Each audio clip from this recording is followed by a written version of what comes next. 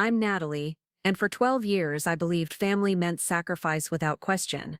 I covered their mortgage payments when Dad's construction business failed, refinanced their debt when Mom's medical bills piled up, and even took out a second loan on my own home to keep them afloat. But 3 weeks before their 25th anniversary celebration, they called to uninvite me because my presence might create tension for the other guests.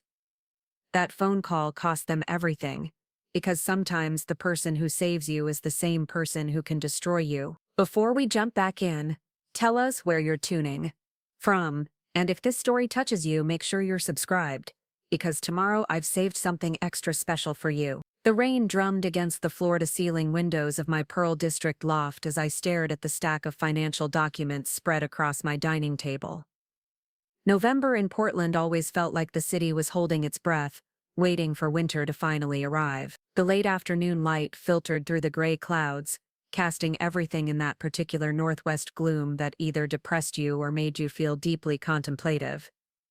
Today it was doing both. Brandon walked through the front door, shaking droplets from his jacket, and setting down his messenger bag with the careful precision of someone who'd spent the day dealing with demanding clients at his architecture firm. He paused when he saw me hunched over the papers, my laptop open to 3 different banking websites, and a calculator app that had been getting a serious workout for the past 2 hours. "Quarterly taxes again?" he asked, padding over in his stocking feet to peer over my shoulder. His dark hair was still damp from the rain, and he smelled like the expensive coffee from the shop downstairs that he'd probably grabbed during his lunch break. I shook my head, pointing to a particularly thick folder labeled Harper Family Finances in my neat handwriting. "Just reviewing everything before Mom and Dad's anniversary party this weekend, making sure all the automatic transfers are set up correctly." I rubbed my temples where a headache was starting to build. You know how Dad gets when payments are even a day late. Last month he called me at 6 in the morning because he thought the mortgage payment had bounced. Brandon frowned, settling into the chair across from me. We'd been together for 3 years, living together for 2, and he'd witnessed enough of these financial fire drills to recognize the pattern.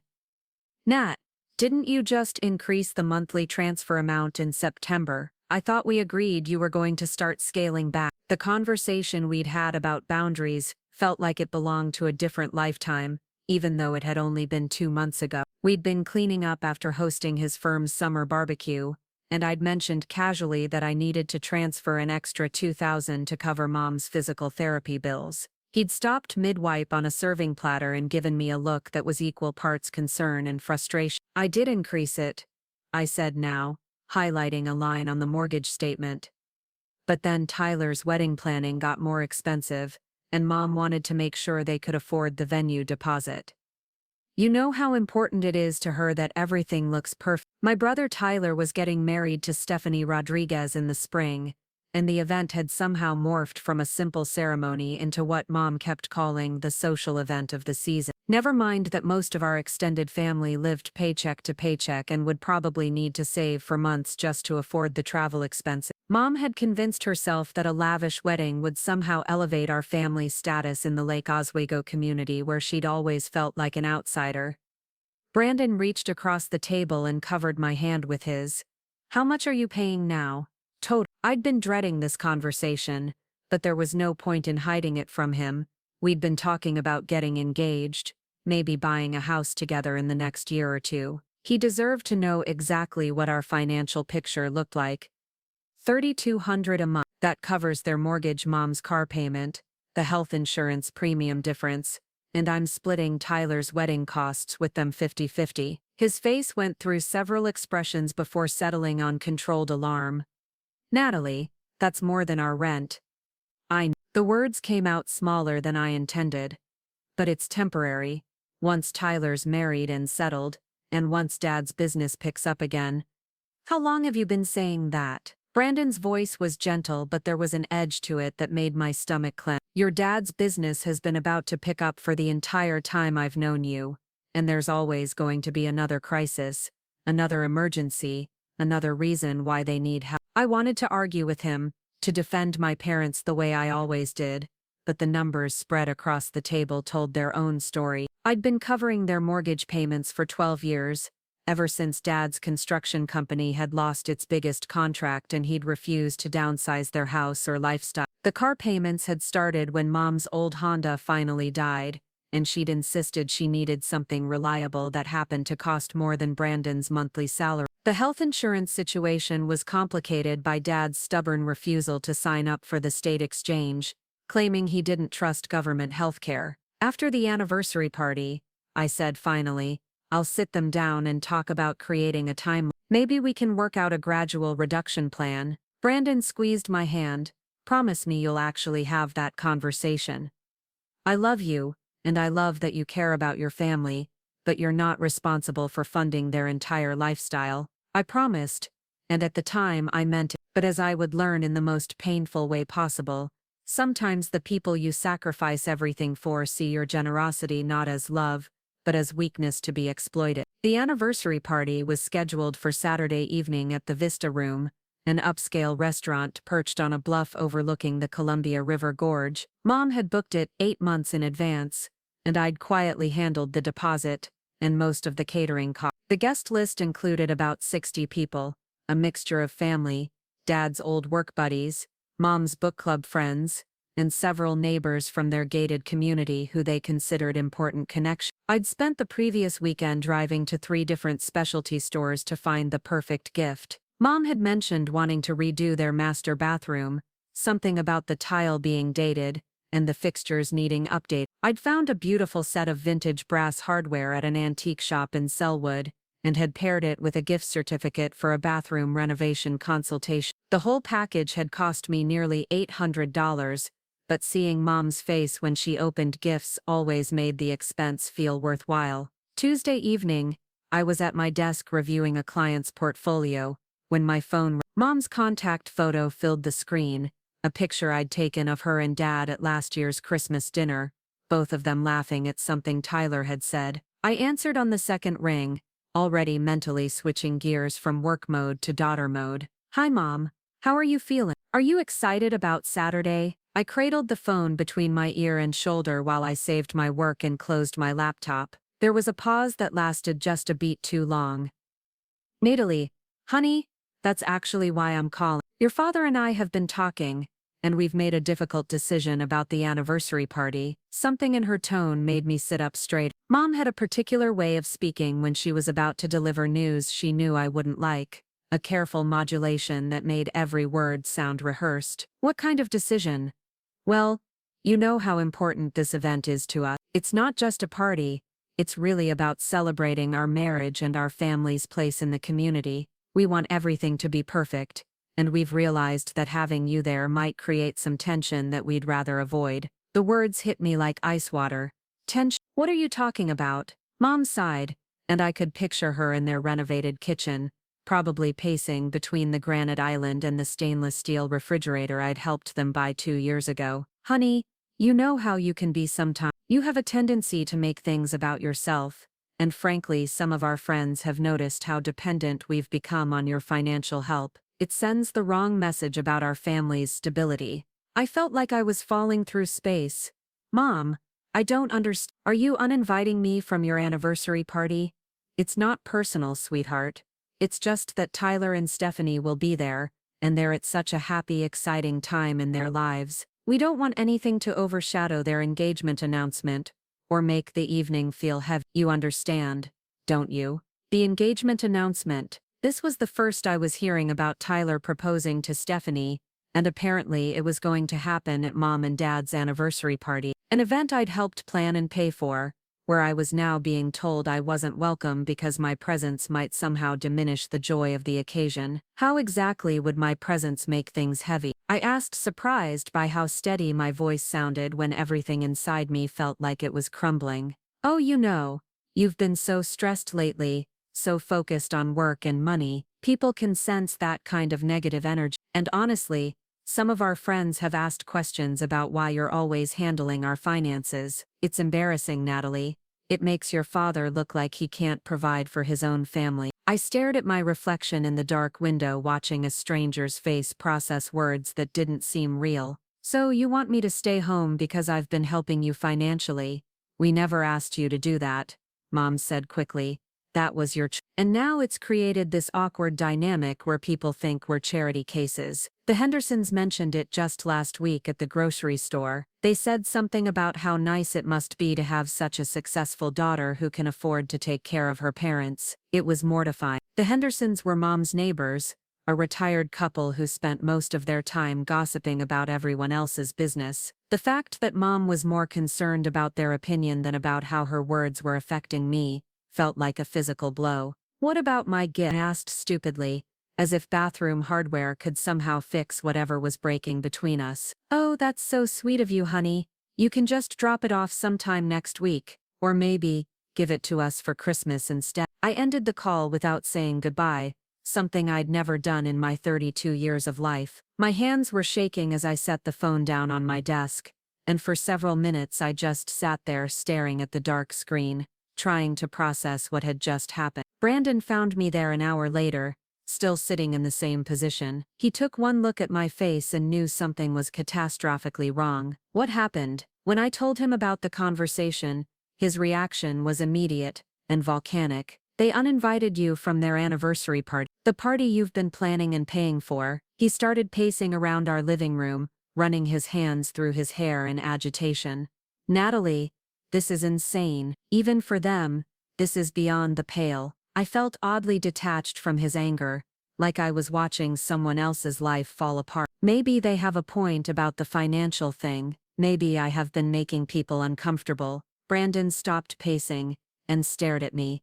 "Are you seriously defending them right now? They just told you that you're too much of an embarrassment to attend their party because you've been keeping them from losing their house for over a decade." That night, I lay awake staring at the ceiling while Brandon slept beside me. The more I replayed the conversation, the more details began to click into place. Tyler's engagement announcement at the party, the emphasis on how things would look to their friend, the suggestion that I'd somehow forced my financial help on them when I could remember dozens of panicked phone calls over the years, each one starting with "we hate to ask, but." Around 3 in the morning, I got up and padded to my home office. I pulled out a file cabinet drawer and started going through years of financial records, bank statements showing transfers to their accounts, copies of mortgage payment confirmations, screenshots of text messages where Dad had asked me to cover emergency expense, insurance documents where I'd added them to my policy, credit card statements showing charges for Mom's medical bills,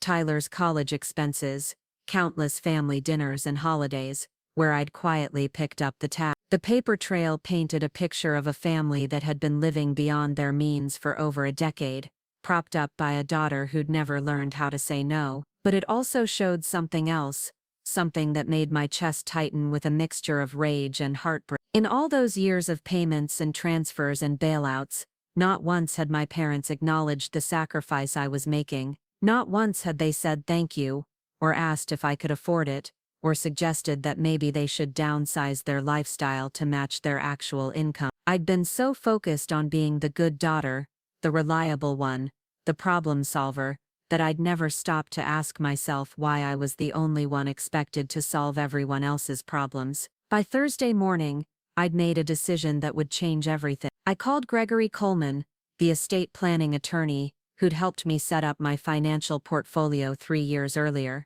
His office was in one of those old brick buildings near Pioneer Courthouse Square, the kind of place that smelled like leather and old wood and important decisions. "Natalie," Gregory said when his assistant showed me into his office, "good to see you again. What can I help you with today?" I set a thick folder on his mahogany desk.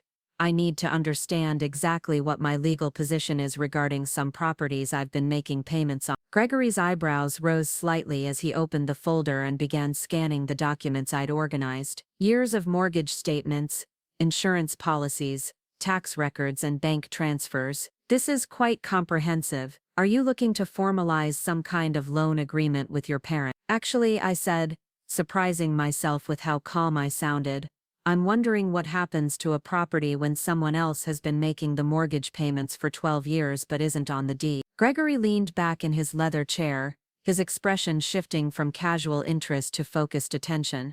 "That's a complex question. It depends on several factors. Do your parents know you're considering this?" I thought about Mom's phone call, about being uninvited from their anniversary party because my financial support was embarrassing them. My parents have made it clear that they don't want our financial arrangement to be public knowledge. I'm just trying to understand my options. What Gregory told me over the next hour changed everything I thought I knew about family, loyalty, and the difference between generosity and enablement. According to the documents I'd brought, I had been making mortgage payments totaling over $400,000 on a house where I had no legal ownership stake. I'd been paying property taxes, homeowners insurance, and maintenance costs on a property that could be sold without my knowledge or consent. In the eyes of the law, I was a generous donor with no rights and no recourse. But Gregory also explained something else, something that made my pulse quicken with possibility. If my parents defaulted on their mortgage and the house went into foreclosure, any lien holder or interested party could potentially purchase the property at auction. Someone who had documentation proving they'd been making payments could make a compelling case for why they deserved first consideration. I'm not suggesting anything unethical, Gregory said carefully. But if you wanted to protect your investment and you had reason to believe the current owners couldn't maintain their financial obligations, there are legal avenues available to you. I left his office with a business card for a foreclosure specialist and a head full of dangerous thoughts. That evening I sat Brandon down and told him everything. About the conversation with Gregory, about the legal realities of my situation, about the slow-burning rage that had been building in my chest since Tuesday night. To his credit, he listened without interrupting, even when I got to the part about foreclosure proceedings. I know how this sounds, I said when I'd finished. I know it seems vindictive and cruel, but Brandon, they've been using me for 12 years. They've built their entire lifestyle around my financial support, and then they have the audacity to uninvite me from their anniversary party, because that same support is embarrassing to them. Brandon was quiet for a long time, staring out at the city lights twinkling beyond our window. When he finally spoke, his voice was thoughtful rather than alarmed. What would you need to do? He pathetically. I'd have to stop making their mortgage payments immediately. No warning, no gradual reduction, just full stop. Based on their current financial situation, they'd probably miss their first payment within 30 days. After 90 days of missed payments, the bank would start foreclosure proceedings. The whole process would take about 6 months, and you'd buy the house at auction, if I wanted to, or I could let someone else buy it and walk away. The important thing is that they'd finally face the real consequences of their financial decisions, instead of having me there to bail them out. Brandon reached over and took my hand. You know I'll support whatever you decide. But I have to ask, are you sure you want to do this? Once you start this process, there's no going back. Your relationship with your parents will never be the same. I thought about that question for a long time. I thought about 12 years of missed opportunities because I was always covering someone else's crisis. I thought about the vacation Brandon and I had canceled last summer because Dad needed help with a tax bill. I thought about the engagement ring Brandon had probably been saving for, and how my monthly transfers to my parents meant we couldn't afford the down payment on our own house. Most of all, I thought about Tuesday night's phone call and the casual cruelty of being told I was too much of an embarrassment to attend a party I'd helped pay for. They ended our relationship the minute they decided I was useful but not worthy of respect, I said finally. I'm just making it official. Saturday evening arrived gray and drizzly, typical November weather in the Pacific Northwest. At exactly 7 o'clock, when the Vista Room would be filling with guests, raising toasts to my parents' 25 years of marriage, I was sitting at my laptop, methodically canceling 12 years of automatic transfers. Mortgage payment, canceled. Property insurance, canceled. Mom's car payment, canceled. The supplemental health insurance that covered Dad's prescriptions, canceled. The credit card I'd been paying off for Tyler's college expenses, canceled. Each click felt like cutting a rope that had been tied around my neck for over a decade. By 7:30, I'd drafted a brief email to my parents, no accusations, no explanations, just a simple notification that due to my own financial planning needs, I would no longer be able to provide monetary assistance to their household. I suggested they contact their bank immediately to discuss their options. I hit send at exactly 8 o'clock, right around the time Tyler would be proposing to Stephanie in front of 60 guests who'd been told I was too embarrassing to attend. Then I closed my laptop, poured myself a glass of wine, and waited for my parents to discover what it felt like when the person who'd been holding up their world simply let go. The first sign that my message had been received came at 11:47 that same evening. My phone buzzed with a text from Tyler, and even through the digital medium, I could feel his panic radiating through the screen. "Nat, what the hell is going on? Mom just called me crying about some email you sent. She's saying you cut off all their payment. Please tell me this is some kind of mistake." I stared at the message for several minutes before responding. Tyler had always been the golden child, the one who could do no wrong in our parents' eyes. He'd coasted through college on my financial support, landed his marketing job through Dad's connections, and was now planning a wedding that cost more than most people's annual salary. The idea that there might be consequences for the family's financial irresponsibility had probably never crossed his mind. "No mistake," I typed back. "I can't afford to support them anymore. They'll need to figure out their own finances." The response came back immediately. "Are you insane? They're our parents. You can't just abandon them because you're pissed about the anniversary thing." That word abandon hit me like a slap. After 12 years of sacrifice, after missing out on my own life opportunities to keep their heads above water, I was being accused of abandonment for finally setting boundaries. I turned my phone face down and didn't respond. Brandon emerged from the bedroom in his pajamas, having given me space to process the evening's events. "How are you feeling?" he asked, settling beside me on the couch. "Terrified," I admitted, "and relieved, and guilty. Mostly terrified." He wrapped his arm around my shoulders, and we sat in comfortable silence for a while, watching the city lights blur through the rain-streaked windows. "What happens next?" "Now we wait. Dad will probably call his mortgage broker first thing Monday morning. Mom will spend the weekend calling everyone in the family to paint me as the villain. Tyler will try to play peacemaker while secretly panicking about his wedding budget. And somewhere in all of that chaos, they'll have to face the reality that their lifestyle has been built on borrowed money and borrowed time." What I didn't anticipate was how quickly that reality would manifest, or how ugly the family dynamics would become once the financial safety net was gone. Sunday morning brought a series of increasingly frantic phone calls that I let go straight to voicemail. Preparing and narrating this story took us a lot of time, so if you are enjoying it, subscribe to our channel. It means a lot to us. Now back to the story.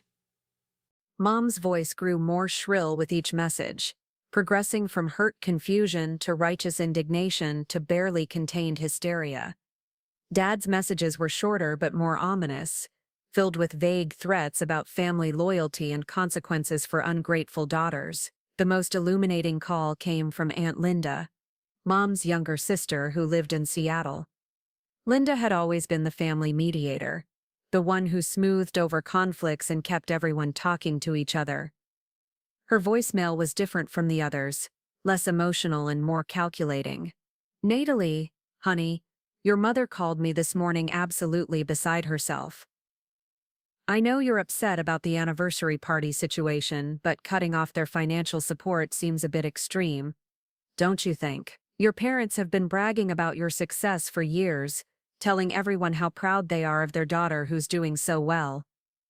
Maybe there's a compromise here where you can help them through this rough patch and they can work on being more appreciative of your generosity." The word bragging stuck with me long after the message ended. My parents had been using my financial success as a status symbol while simultaneously being embarrassed by the reality of their dependence on me. They wanted credit for raising a successful daughter without acknowledging that their daughter's success was what kept them from losing everything. Monday morning brought the first real consequences. Dad called my office directly, bypassing my personal phone after I'd refused to answer his weekend calls. My assistant Jennifer knocked on my door with a concerned expression. "Natalie, your father is online too. He says it's urgent and he needs to speak with you immediately about a family emergency." I almost smiled at the manipulation. Dad had always been skilled at reframing his problems as everyone else's emergencies. "Tell him I'm in meetings all day and I'll call him back when I have time." Jennifer hesitated. "He said to tell you that people's lives are at stake. Then he should probably call 911 instead of his daughter's workplace." That afternoon, Gregory Coleman called with an update that both thrilled and terrified me. "Natalie, I've been monitoring the situation with your parents' mortgage, and there's been some activity.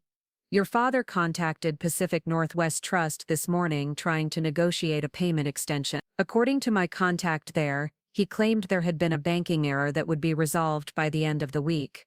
A banking error, I repeated. That's creative. It gets more interesting.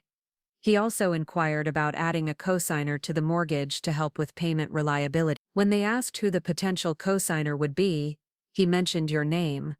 My blood ran cold. He wants to add me to their mortgage.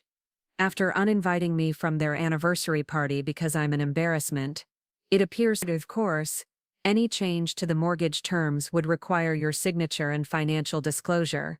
The bank can't add you as a cosigner without your explicit consent. I leaned back in my office chair, staring out at the gray Portland skyline.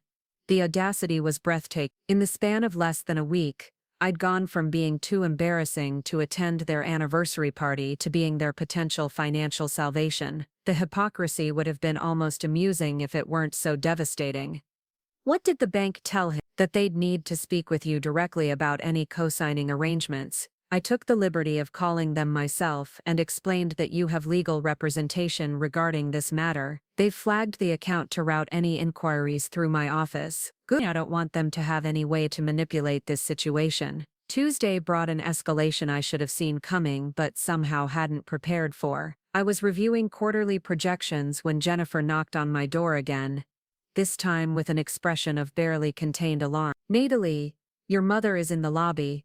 She doesn't have an appointment, but she's insisting she needs to see you about a family crisis. Security is asking how you'd like to handle this. Mom had never come to my office before. In 12 years of financial support, she'd never once visited my workplace or shown interest in my professional life. The fact that she was here now meant she was truly desperate. Tell security to escort her to the small conference room. I'll be down in 5 minutes. I took those 5 minutes to center myself, knowing that whatever was about to happen would test every boundary I'd ever tried to set with my family. When I walked into the conference room, Mom looked smaller than I remembered, her usually perfect hair slightly disheveled and her makeup showing signs of recent tears. Natalie, sweetheart, thank God you'll see me. I've been trying to reach you for days. She stood as if to hug me, but something in my posture made her sit back down. I've been busy with work, I said, taking a seat across the conference table rather than beside her. The formal distance felt necessary. Honey, I think there's been a misunderstanding about the anniversary party. Your father and I have been talking, and we realize we may have communicated poorly about the whole situation. I waited for her to continue, not offering any help or encouragement. The thing is, we never meant to hurt your feelings. We were just concerned about family dynamics, you know. Sometimes when there are financial obligations between family members, it can create tension at social events. We thought it might be better to avoid any awkwardness by uninviting me, by giving you the option to skip a potentially stressful evening. We thought you might actually appreciate not having to deal with all the family politics and social obligations. The revisionist history was impressive in its creativity. Somehow my uninvitation had been transformed into a thoughtful gesture designed for my benefit. And what about your concern that my financial support was embarrassing you in front of your friends? Mom's face flushed slightly. I think you misunderstood what I was trying to say. We're grateful for your help. We really are. We just don't want people to get the wrong impression about our family's financial stability. What impression would that be? Well, you know how people talk. If they think we're struggling, it reflects poorly on all of us. Your father has worked hard his entire life to build a reputation in this community. We can't have people thinking he can't provide for his family. There it was, the real truth beneath all the careful language. My financial support was simultaneously essential and shameful. They needed my money but resented the implication that they needed my money. I was useful but embarrassing. Generous but inappropriate. Mom, I've decided I can't continue making your mortgage payments. Her carefully composed expression cracked slightly. Natalie, you can't be serious. That house is our home. We've lived there for 15 years. All our memories are there. All our connections to the community. Then you'll need to find a way to afford it without my help. But we can't afford it. You know we can't afford. Your father's business hasn't recovered since the recession. And with my health issues, We're barely making ends meet, as it is. The admission hung in the air between us like a confession. After years of pretending their financial dependence on me was temporary, just a short-term arrangement, until Dad's business picked up or Mom's medical situation stabilized, she was finally acknowledging the truth. They couldn't afford their lifestyle without me. Then maybe it's time to consider downsizing, I said gently. There are plenty of nice apartments in Lake Oswego that would be more manageable on your actual income. Mom's face went white. You want us to move to an apartment? Natalie, we're pillars of that community. I'm on the Homeowners Association board. Your father coaches Little League. We can't just abandon our responsibilities. I'm not asking you to abandon anything. I'm asking you to live within your means. Our means include your support. You're our daughter, Natalie. Supporting your parents is a basic family obligation, and inviting your daughter to family celebrations is also a basic family obligation. But that didn't stop you from uninviting me from your anniversary party. Mom's composure finally shattered completely. That was about protecting the family's image, about making sure Tyler's engagement announcement went smoothly. You're being selfish and vindictive, and you're going to destroy everything we've built. I'm not destroying anything, Mom. I'm just not building it anymore. She left my office in tears, but not before making one final desperate plea. At least think about Tyler and Stephanie. They're planning their wedding, their future together. If we lose the house, if our family falls apart, it'll ruin everything for them. After she was gone, I sat in the conference room for a long time, processing the conversation. Every argument she'd made had been about appearances, community standing, and other people's expectations. Not once had she acknowledged the cost of their lifestyle to my own life and dream. Not once had she apologized for uninviting me, or for the years of taking my generosity for granted. That evening, I called Tyler to give him a heads up about what was coming. The conversation went about as well as I'd expected. Nat, Mom told me about your meeting today. She's completely devastated. Dad's not speaking to anyone, just sitting in his workshop staring at the wall. What the hell has gotten into you? Tyler, did you know that I've been paying their mortgage for 12 years? Of course I knew. We all knew. So, did you know that it's cost me over $400,000? That I've never been able to buy my own house because I've been paying for theirs? That Brandon and I have postponed our engagement because I can't afford a wedding after covering Mom and Dad's expenses? There was a long pause. I didn't know it was that much money. Did you care enough to ask? Another pause. Look, I get that you're upset about the anniversary thing. That was messed up, okay? But this seems like a pretty extreme response. You're talking about destroying Mom and Dad's life over one mistake. It wasn't one mistake, Tyler. It was the final mistake in a long pattern of taking my support for granted, while treating me like an inconvenience. Come on, Nat. They love you.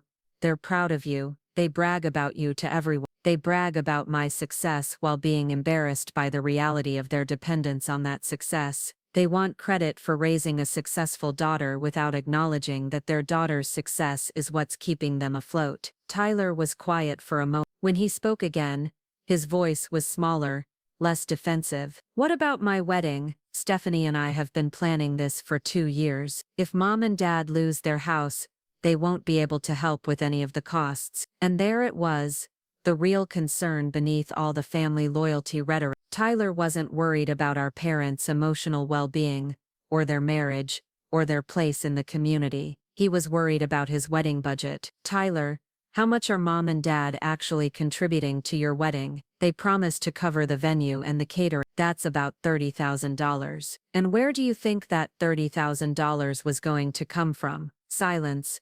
It was going to come from me, wasn't it? Just like everything else. Mom and Dad were going to promise you money they don't have, and then, when the bills came due, they were going to call me with another emergency, another crisis that only I could solve. I didn't think about it that way. Of course you did. None of you ever think about where the money actually comes from. You just assume it'll be there because it always has been. So what am I supposed to do? Cancel the wedding? Tell Stephanie that her dream day is ruined because my sister decided to cut off our parents? You're supposed to plan a wedding you can actually afford, Tyler. Just like everyone else in the world. You're being cruel, Nat. This isn't like you. You're right. The old me would have quietly increased my transfers to cover your wedding costs, while you all continued to take my generosity for granted. But the old me got uninvited from family celebrations for being too embarrassing.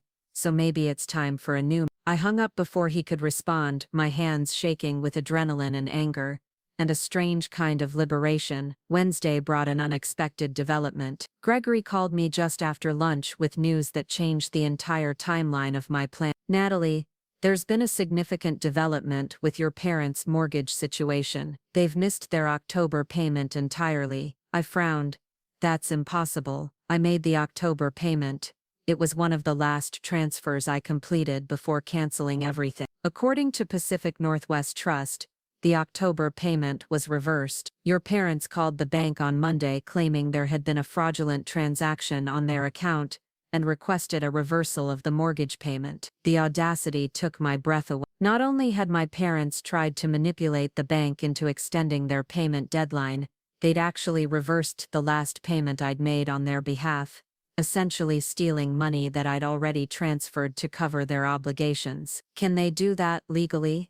It's complicated. If they claim the payment was unauthorized, the bank has to investigate. But since you've been making payments from your own account for years, there's a clear paper trail, showing an established pattern. The reversal will likely be temporary while they investigate, but it means your parents are now technically 2 months behind on their mortgage. What does that mean for the foreclosure timeline? It accelerates everything. Instead of waiting for them to miss their next payment, they're already in serious delinquency. The bank will likely file a notice of default within the next 2 weeks. I leaned back in my office chair, processing this information. My parents had essentially shot themselves in the foot, trying to buy more time. By reversing my October payment, they'd moved themselves from being 1 payment behind to being 2 payments behind, which was serious enough to trigger immediate action from the mortgage company. Gregory, I want to be prepared for whatever comes next. If their house goes into foreclosure, what do I need to do to be able to purchase it at auction? You'll need to have financing in place,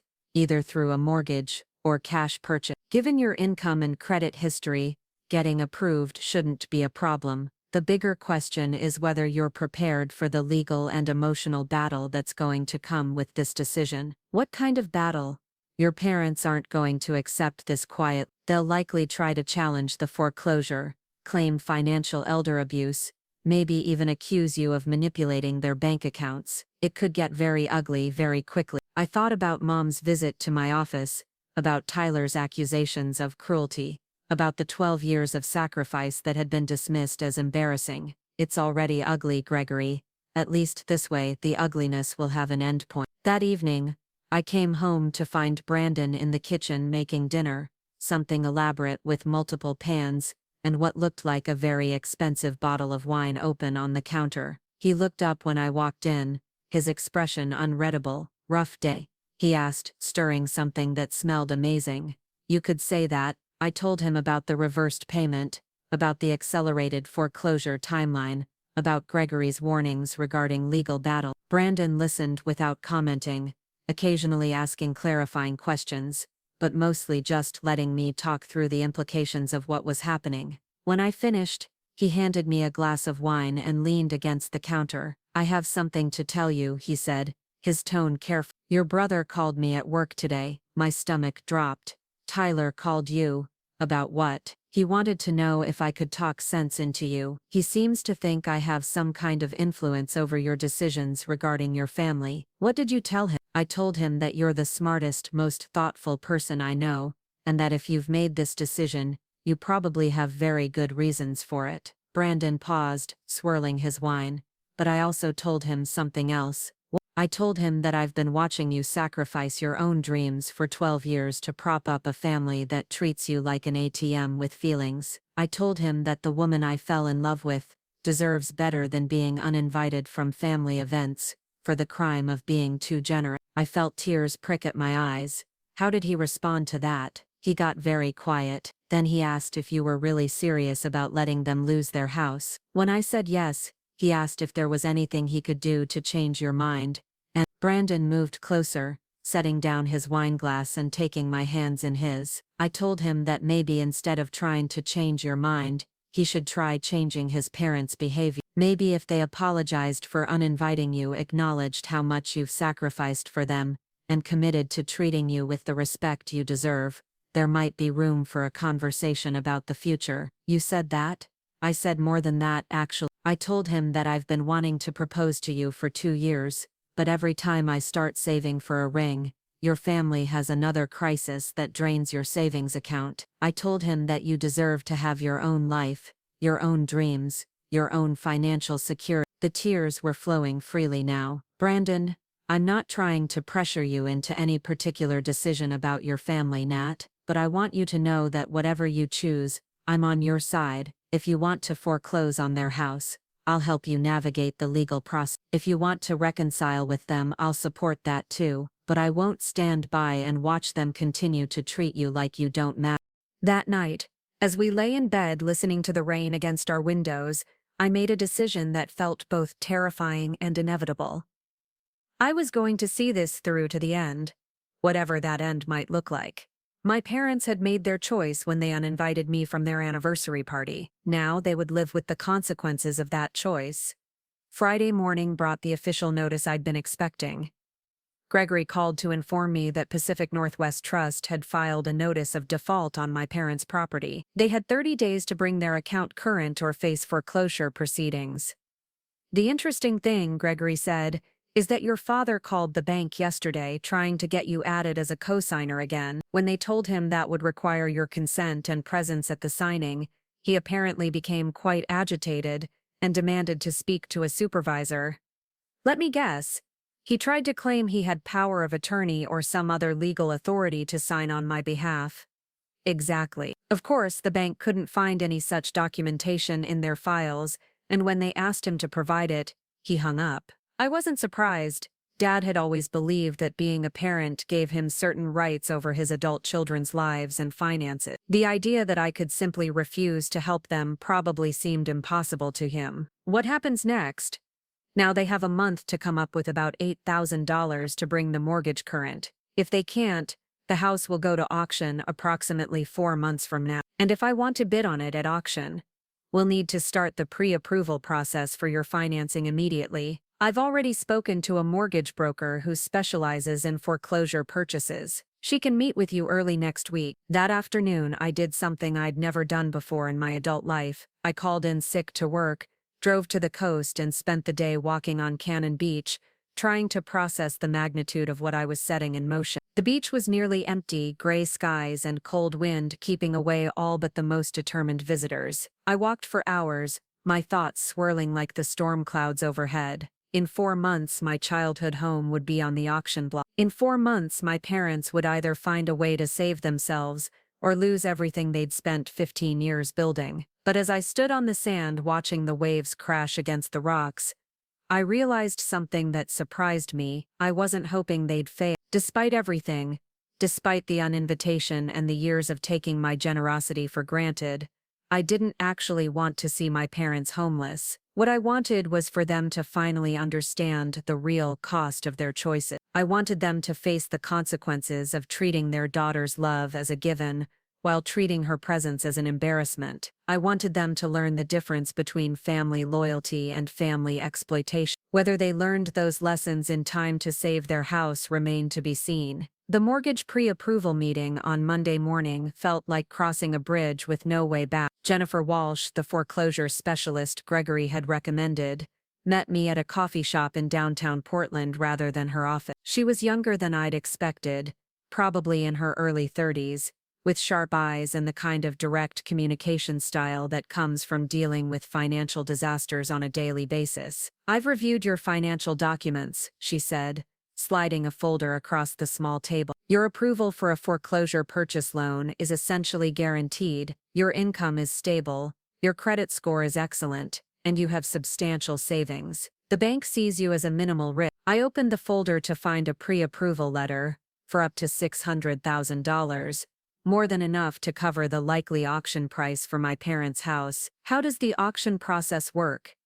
"It's fairly straightforward. The property will be advertised for 3 weeks prior to the sale date. Interested buyers can inspect the property during scheduled showing. On auction day, bidding starts at the amount owed on the mortgage plus fees, which in this case would be approximately $250,000. And if I'm the highest bid, you'd need to provide a cashier's check for 10% of the purchase price immediately, with the balance due within 30 days. The previous owners would have a brief period to vacate, usually about 2 weeks. I stared at the pre-approval letter, my name printed in bold letters, next to an amount that represented the complete destruction of my relationship with my parents. Jennifer, can I ask you something?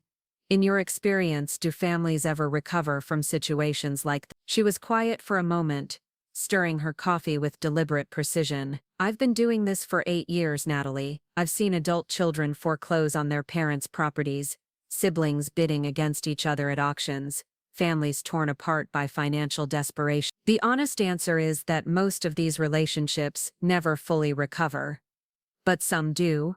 Some do, usually the ones where the family members who created the financial crisis eventually take responsibility for their choices and acknowledge the harm they caused. But that's rare. Most people would rather blame the person who stopped enabling them than examine their own behavior. I left the coffee shop with the pre-approval letter in my purse and a timeline that felt both endless and impossibly short. 4 months to see if my parents would swallow their pride and find a way to save their house. 4 months to see if my family would choose accountability over blame. The first sign of escalation came Tuesday afternoon when I received a call from my company's human resources director. Patricia Chen had been with Northwest Financial Solutions for over a decade, and in all my years with the company, I'd never had a reason to speak with her outside of routine benefits discussions. Natalie, could you come down to my office when you have a moment? There's a situation I need to discuss with you. Her tone was professional but concerned,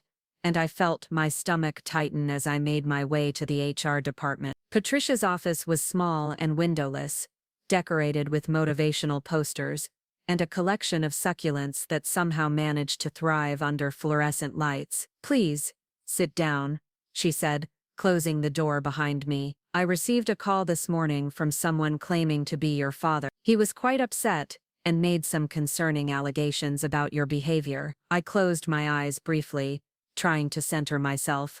What kind of allegation? He claimed that you've been stealing money from your parents' bank accounts, and that you're using your position here to manipulate their financial institutions. He also suggested that you might be suffering from some kind of mental health crisis that's affecting your judgment. The audacity was breathtaking, but I shouldn't have been surprised. Dad had always been skilled at reframing situations to make himself the victim. Patricia, I can explain the situation if you'd like, but I want to be clear that my personal family matters don't affect my work performance or professional conduct. I'm not questioning your work performance, Natalie. Your record here is exemplary, but I need to understand what's happening so I can properly document this incident and protect both you and the company. I spent the next 20 minutes explaining the situation, focusing on the factual elements rather than the emotional aspect. Patricia listened without interrupting, occasionally taking notes on a legal pad. When I finished, she leaned back in her chair with a thoughtful expression. So, your father is essentially upset that you've stopped providing financial support to your parents. That's correct. He seems to believe that I have some kind of legal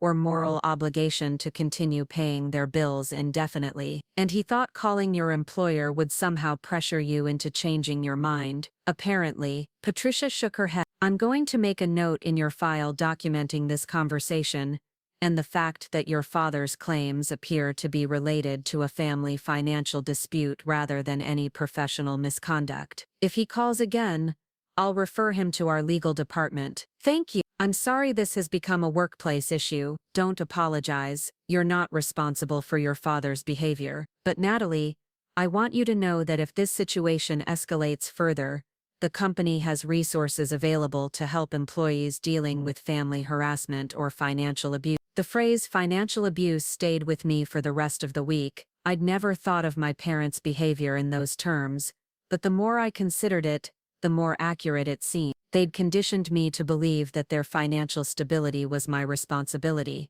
that questioning their spending or setting limits on my support was selfish and cruel. They'd created a system where I was essential to their lifestyle but unwelcome at their celebration. Wednesday brought a new development that shifted the entire emotional landscape of the situation. I was working late when Brandon called to tell me that Stephanie had reached out to him through social media. "She wants to meet with you," he said, his voice careful. "She says she has something important to discuss about the family situation." I'd always liked Stephanie. She was smart, funny, and seemed genuinely devoted to Tyler, but I also knew that her loyalty would ultimately be to her future husband and their shared life together. Meeting with her felt like walking into a trap. Did she say what she wanted to discuss? She was vague, but she mentioned wanting to understand your perspective on everything that's happened. She said she feels like she's only heard one side of the story. Against my better judgment, I agreed to meet Stephanie for coffee the next day. She chose a small cafe in the Alberta Arts District,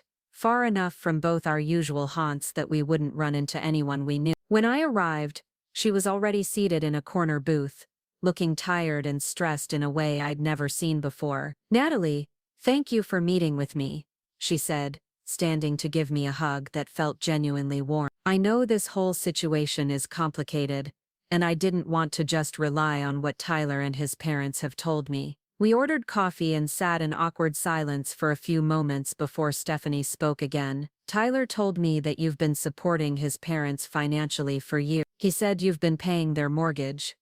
"That's correct. He also said that you've decided to stop helping them because you were uninvited from their anniversary party." I studied her face, looking for signs of judgment or manipulation. "Is that how he explained?" "That's the basic version I got. But Natalie, I've been thinking about this situation, and some things don't add up for me." "What do you mean?" Stephanie pulled out her phone and showed me a photo from the anniversary party. It was a group shot of the extended family, everyone dressed in formal attire and smiling for the camera. "Tyler showed me this picture and pointed out that you weren't there, but when I asked him why, he got defensive and said it was complicated." "It is complicated, I'm sure it is. But here's what I can't understand. If your parents uninvited you from their anniversary party, why didn't Tyler stand up for you? Why didn't he refuse to attend if his sister wasn't welcome?" The question hit me like a physical blow. In all the anger and hurt of the past few weeks, I'd never stopped to consider that Tyler could have chosen to support me instead of enabling our parents' behavior. He could have boycotted the party, demanded an explanation, or at least acknowledged that uninviting me was cruel and wrong. "I don't know,"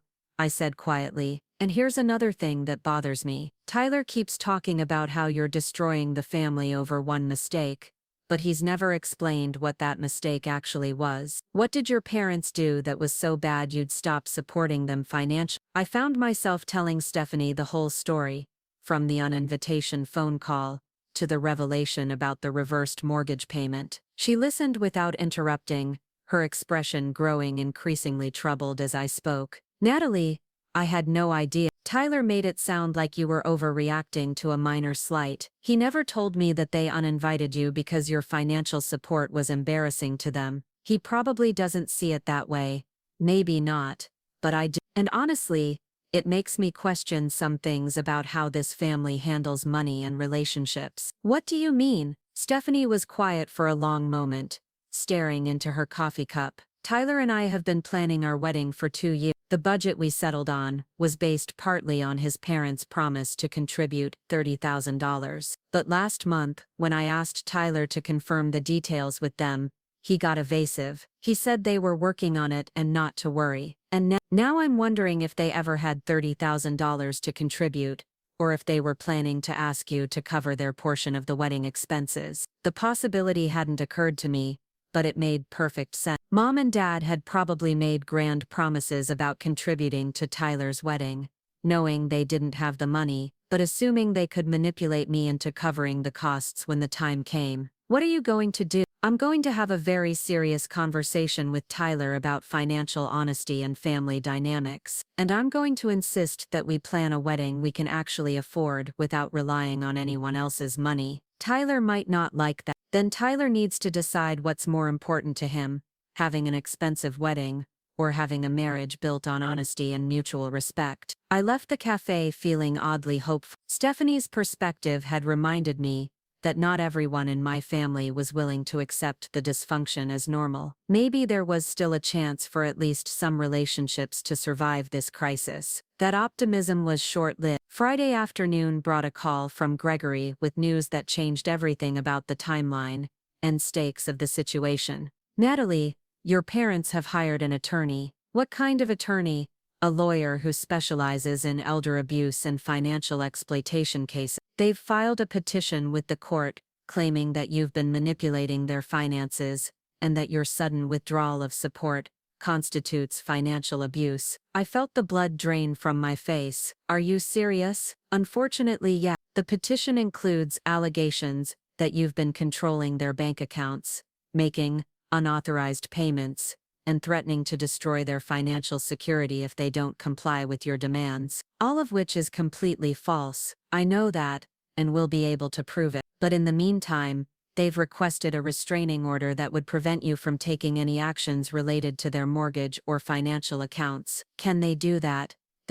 We'll need to respond to the petition within 10 days, and there will likely be a hearing where both sides can present their evidence. The good news is that we have extensive documentation showing that all your financial assistance was voluntary and beneficial to them. And the bad news is that this is going to get very public very quickly. Elder abuse allegations are serious, and the court will want to investigate thoroughly. Your parents are essentially betting that they can make you look like the villain in this situation. I spent the weekend in a state of controlled panic, reviewing my financial records and preparing for a legal battle I'd never wanted. Brandon was incredible throughout the process, helping me organize documents and providing emotional support when the stress became overwhelming. Do you think they actually believe their own accusations? He asked on Sunday evening, as we sorted through years of bank statements. I think they've convinced themselves that they're the victims in this situation. It's easier than acknowledging that they've been taking advantage of me for 12 years, but surely they know that you have documentation proving everything you've done for them.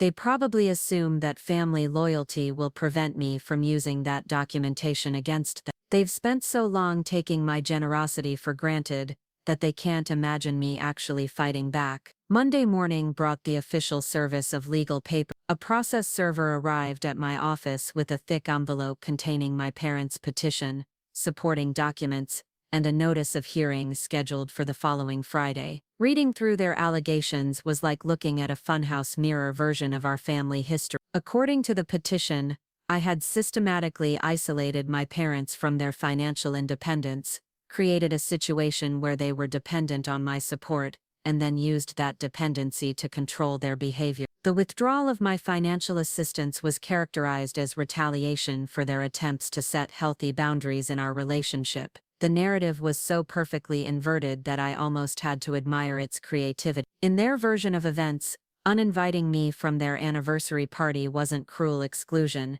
It was a reasonable attempt to establish independence from an overly controlling daughter. My decision to stop paying their bills wasn't a natural consequence of their ingratitude. It was financial abuse designed to force them into compliance. Gregory reviewed the petition with me that afternoon, his expression growing increasingly incredulous as he read through the allegation. "This is actually good news for us," he said finally. "How is any of this good news?" "Because they've made very specific claims that we can easily disprove. They're alleging that you controlled their bank accounts, but we have documentation showing that all transfers came from your personal accounts to theirs. They're claiming you made unauthorized payments, but we have years of text messages and emails where they specifically requested financial help." "What about the allegation that I'm retaliating against them for setting boundaries?" "That's where their story falls apart completely. The timeline doesn't support their version of events. They uninvited you from their anniversary party, and then you stopped providing financial support. If anything, you were the one setting boundaries in response to their treatment of you. So you think we'll win?" "I think we'll win decisively. But Natalie, you need to understand that winning this legal battle won't necessarily repair your relationship with your parent. They've now publicly accused you of elder abuse. That's not something families usually recover from." That evening I sat in my apartment staring at the legal documents and thinking about the 12-year-old girl who used to help her father with his construction projects every weekend. That girl had believed that family meant unconditional love and support, that parents were supposed to protect and cherish their children, that loyalty was a two-way street. The woman I'd become had learned that love could be conditional, that support could be taken for granted, and that loyalty was sometimes a one-way ticket to exploitation. But she'd also learned that she had the power to choose her own values and boundaries, even when those choices came with a devastating cost.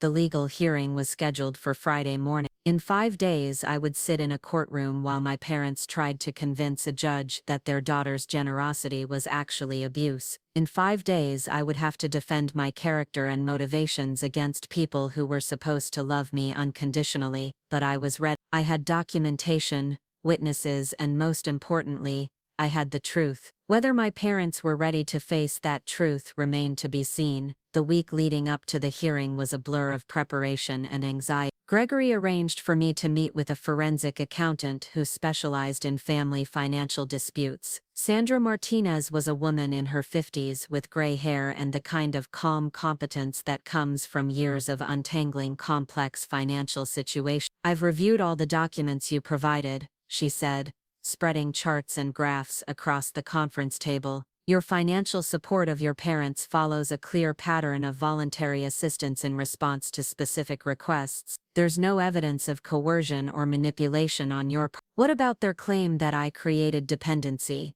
The dependency was created by their lifestyle choices and spending patterns, not by your assistance. In fact, your support allowed them to maintain a standard of living that was significantly above what their income could support. Without your help, they would have been forced to downsize years ago. And the allegation that I'm retaliating against them." Sandra pulled out a timeline she'd created showing the sequence of events. "The evidence clearly shows that you continued providing financial support even after years of being taken for granted. The only thing that changed was their decision to uninvite you from their anniversary party. That's when you finally set boundaries. So you think the judge will see through their accusations? I think any reasonable person looking at this evidence will see that you've been remarkably patient and generous, and that your parents are now trying to avoid the consequences of their own choices by blaming you." Thursday night, I couldn't sleep. I lay in bed listening to the rain against our windows and thinking about all the ways this situation could resolve. Best case scenario,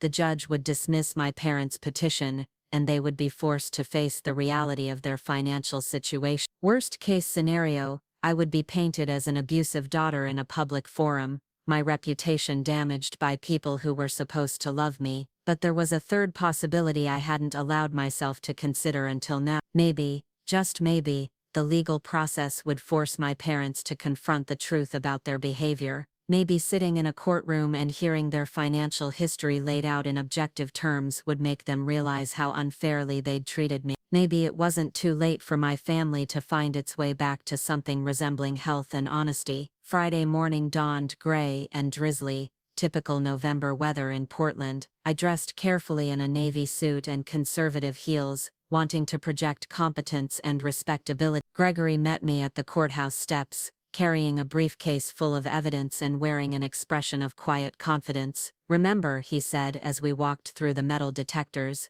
"let me do the talking unless the judge asks you a direct question. Stay calm, stick to the facts, and trust the process." The courtroom was smaller than I'd expected, with worn wooden benches and fluorescent lights that cast everything in a harsh, unflattering glow. My parents were already seated at the plaintiff's table with their attorney, a thin man in his 60s who looked like he'd stepped out of a 1980s television drama. Mom was wearing her best dress, the navy blue one with the pearl buttons that I'd bought for her last Christmas. Dad sat beside her in a suit I'd never seen before, probably borrowed or hastily purchased for the occasion. Neither of them looked at me as I took my seat at the defendant's table. The judge, the Honorable Patricia Yamamoto, was a woman in her 40s with short black hair and an expression of professional skepticism.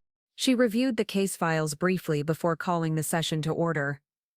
"This is a petition for a restraining order based on allegations of financial elder abuse," she began, her voice carrying clearly through the small courtroom. "I've reviewed both the petition and the response. Counselor Williams, you may present your case." My parents' attorney stood and launched into a carefully rehearsed narrative about concerned elderly parents who had become dependent on their daughter's financial assistance, only to find themselves cut off without warning when they tried to assert their independence. He painted me as a controlling manipulator who had used money as a weapon to dominate my parents' lives. "Your Honor," he said, gesturing toward my parents, "these are proud, hard-working people who simply wanted to maintain their dignity and independence. When they tried to set reasonable boundaries with their daughter, she retaliated by threatening their financial security and their home. It was a compelling story, and I could see how someone who didn't know the full context might be swayed by it. But Gregory was ready with a response that cut through the emotion and focused on the facts. "Your Honor, we have extensive documentation showing that Ms. Harper's financial assistance to her parents was entirely voluntary and beneficial. Far from being controlling or manipulative, she provided support for over 12 years without any expectation of repayment or gratitude." Gregory methodically presented the evidence, starting with the original requests for help and progressing through years of payments and transfer. He showed the judge text messages where my parents had begged for financial assistance, emails where they'd expressed gratitude for my support, and bank records proving that I had never controlled their accounts or made unauthorized transactions. The turning point came when Gregory presented the timeline of events leading up to my decision to stop providing support. The judge's expression shifted from skeptical neutrality to something approaching disbelief as she realized that my parents had uninvited me from their anniversary party because my financial assistance was embarrassing to them. "Let me make sure I understand this correctly," Judge Yamamoto said, addressing my parents' attorney. "Your clients accepted financial support from their daughter for 12 years, then uninvited her from their anniversary celebration because they were embarrassed by their dependence on that support." "Your Honor, my clients were simply trying to maintain their dignity and social standing in their community. By excluding their daughter from a family celebration, they believed it was in everyone's best interest to avoid potential awkwardness." The judge looked at my parents directly for the first time. "Mr. and Mrs. Harper, is it true that you uninvited your daughter from your anniversary party?" Dad shifted uncomfortably in his seat. "We thought it would be better for everyone if she didn't attend." "Better for everyone, or better for you?" Mom leaned forward, her voice rising slightly. "Your Honor, we raised Natalie to be successful and independent. We never asked her to support us financially. She chose to do that on her own. And yet you accepted that support for 12 years. We were grateful for her help, but we never wanted to become dependent on it. But you did become dependent on it, didn't you? According to these financial records, your daughter was paying your mortgage, your car payments, and various other expenses. We were going through a difficult time financially. For 12 years, the silence that followed was deafening. I watched my parents' carefully constructed narrative crumble under the weight of simple, direct questions from someone who wasn't emotionally invested in maintaining family dysfunction. Judge Yamamoto spent several more minutes reviewing the evidence before reaching her decision. "I'm going to deny the petition for a restraining order. The evidence clearly shows that Ms. Harper's financial assistance was voluntary and beneficial, and that her decision to discontinue that assistance was a reasonable response to her parents' treatment of her." She paused, looking at my parents with an expression that seemed more sad than angry. "Mr. and Mrs. Harper, I would strongly encourage you to consider family counseling to address the underlying issues in your relationship with your daughter. The behavior described in these documents suggests a pattern of taking advantage of someone's generosity while showing little appreciation or respect for their sacrifice." As the courtroom emptied, I sat in my seat for a long moment, processing what had just happened. I'd won the legal battle, but the victory felt hollow. My parents had just been publicly humiliated by a judge who had seen through their manipulation and called them out for their treatment of me. They walked past me on their way out of the courtroom, and for a brief moment, I thought Mom might stop and say something, but she just kept walking, her face set in an expression of wounded dignity that I recognized from my childhood. Outside the courthouse, Gregory shook my hand and congratulated me on the outcome. "This clears the way for you to proceed with the foreclosure process if you choose to," he said. "Your parents can't claim financial abuse anymore,